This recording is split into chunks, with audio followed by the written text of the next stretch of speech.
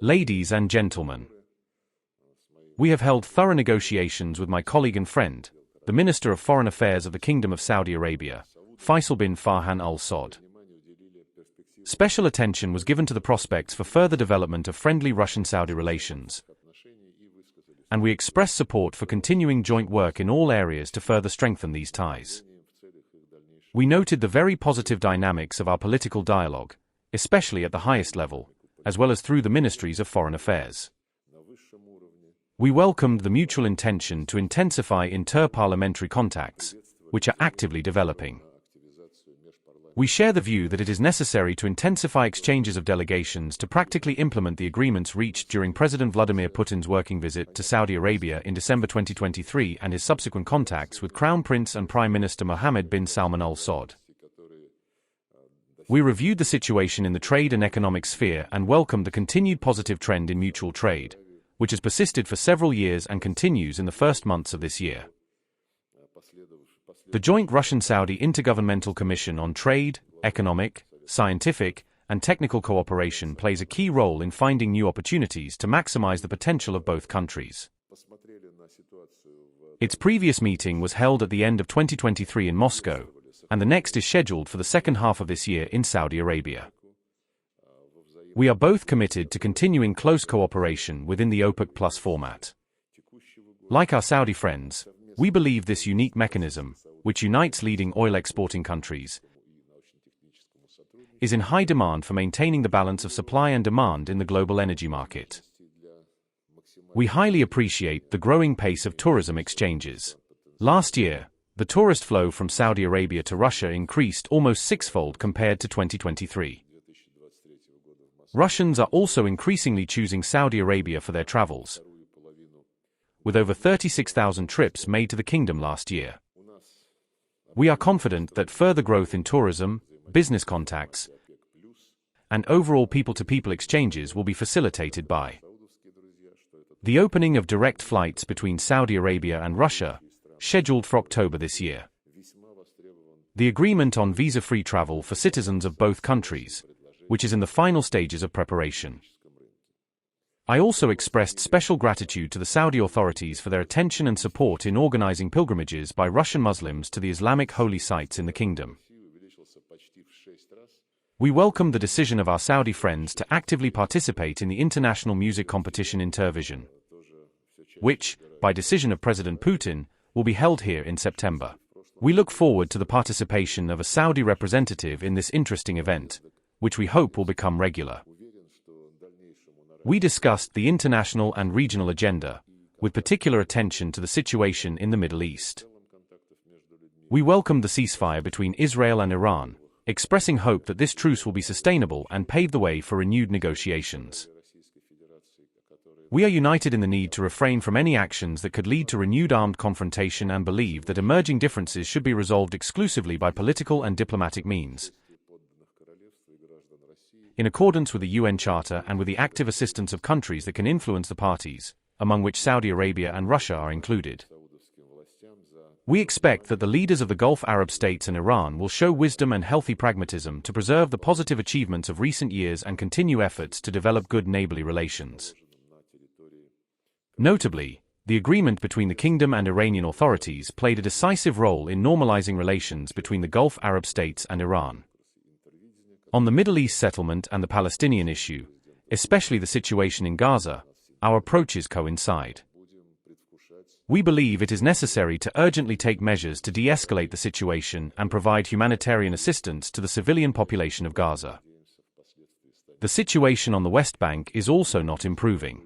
We advocate for the prompt resumption of negotiations between Palestinians and Israelis on the final status of the Palestinian territories and for the implementation of UN decisions on the creation of a Palestinian state. Russia highly values Saudi Arabia's efforts aimed at resolving the situation in Yemen. We are convinced that the path to stabilization lies through dialogue involving all influential political forces in the country under UN auspices, and we continue to support the energetic steps of the UN Secretary-General's Special Envoy Hans Grunberg. On Syria, we have a principled, joint position in support of a comprehensive settlement of the consequences of the prolonged crisis, based on preserving the unity, territorial integrity, and sovereignty of the Syrian Arab Republic. Russia expects Saudi Arabia to be properly represented at the first-ever Russia-Arab League summit, which will be held in Moscow in October this year. The dates are agreed, and we look forward to the participation of the heads of state of the League in this landmark event. In September, before the summit, the 8th ministerial meeting of the Russia-Gulf Cooperation Council Strategic Dialogue will take place in Sochi. I thanked our Saudi friends for their balanced position on Ukrainian affairs and their sincere desire to contribute to a peaceful settlement, including by providing a platform for Russian-American contacts. Our Saudi friends know that a political and diplomatic settlement is impossible without addressing the root causes of the conflict, as President Putin reiterated in his recent phone conversation with President Trump.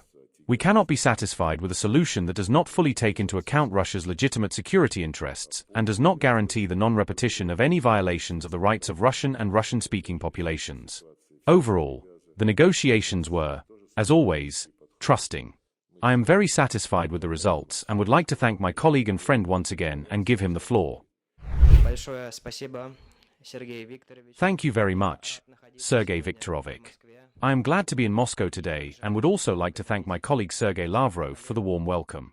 During my visit, we discussed the strengthening of our relations in all areas, which is happening under unprecedented geopolitical conditions that require cooperation and deeper partnership. I note the high level of development of our relations. We cooperate in various fields: economy, production, and culture. We are truly witnessing a significant strengthening of ties between our peoples. Importantly, the tourism sector is growing, and the number of mutual visits is increasing, which will stimulate and drive the development of our relations in various spheres. I hope that in the future, we will be able to introduce our peoples to each other's culture and history, which will allow us to move forward. We also cooperate in OPEC+ on energy issues, and this cooperation is extremely beneficial. We also discussed issues of mutual interest, the resolution of political problems by peaceful means and diplomacy, particularly in the Middle East and worldwide. We confirmed our shared commitment to the peaceful resolution of such problems. We also have a common position on the Palestinian issue. Serious efforts must be made at the international level so that the Palestinian people can realize their right to an independent state within the 1967 borders. The Israeli occupation, which hinders this, must end, and two states must coexist in peace and security. It is also necessary to address the issue of Iran. We hope that Iran will continue to cooperate with the IAEA. Thank you very much. I hope we will continue to strengthen our bilateral relations. Do you consider the possibility of holding Russian-American negotiations in Riyadh, including at the highest level?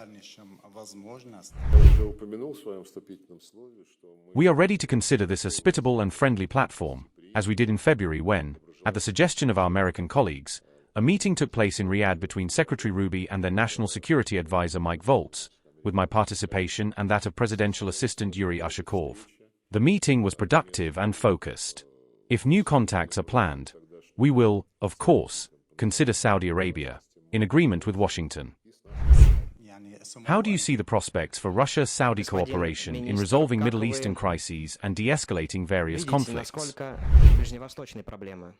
Russia plays a serious role internationally, especially as a strong player in the UN Security Council. Russia's involvement in our regional affairs is welcomed and valued, as it positively influences the stabilization of the region. We also appreciate Russia's position on the Palestinian issue and its consistent call for a peaceful, diplomatic solution to the Iranian nuclear program. We hope Russia will continue its involvement, which will help resolve accumulated disagreements and prevent new confrontations. Has the war between Iran and Israel really ended? What are the risks of renewed hostilities? And what role does Moscow play in preventing escalation? We hope the so-called 12-day war has ended, as stated by Presidents Putin and Trump. However, we do not want to leave the situation unattended, as the party of war remains active in the Middle East. We hear various statements from some Israeli leaders. I hope European countries will also recognize their responsibility, as some have recently promoted sharply anti-Iranian decisions that do not help de-escalation or negotiations. Russia maintains contacts with both Iran and the US, and the Iranian issue was a key topic in recent talks between Presidents Putin and Trump. Our common view is that everything must be done to resume negotiations, which is also the position of Saudi Arabia. How does Saudi Arabia assess the current events in the Middle East, especially the escalation between Iran and Israel, and the potential for new countries to join the Abraham Accords. Палестино-израильский конфликт в целом. Большое спасибо. We do not support military solutions to such problems or the use of force. Negotiations are necessary, and currently, there are no active hostilities. There is hope for diplomatic and political solutions. The use of force to resolve political problems is unacceptable. Everything must be done peacefully. The political process should be a priority. Regarding Gaza, a ceasefire is needed to avoid the catastrophe faced by Palestinians. The same applies to the West Bank, where Palestinians are also under pressure. We must achieve a sustainable ceasefire everywhere and move toward creating an independent Palestinian state with full sovereign rights. This is the only solution, allowing the Palestinian people to determine their future and coexist peacefully with Israel. After the postponement of the conference on the two-state solution, is it possible to name a new date for this event? We are currently discussing this with the President of France. We hope to announce the exact date soon, possibly by the end of the week. The US is actively working with Egypt and Qatar to achieve a ceasefire, which could create conditions for our event and positively influence the resolution of the Palestinian issue. We will fully support these American efforts as a priority. Was the possibility of joint projects and initiatives within OPEC Plus discussed? OPEC Plus operates largely through the joint initiative of Saudi Arabia and Russia. Our two countries co-chair the International Committee for Monitoring OPEC Plus decisions, which plays a decisive role in overseeing how voluntary commitments on oil supply volumes are fulfilled.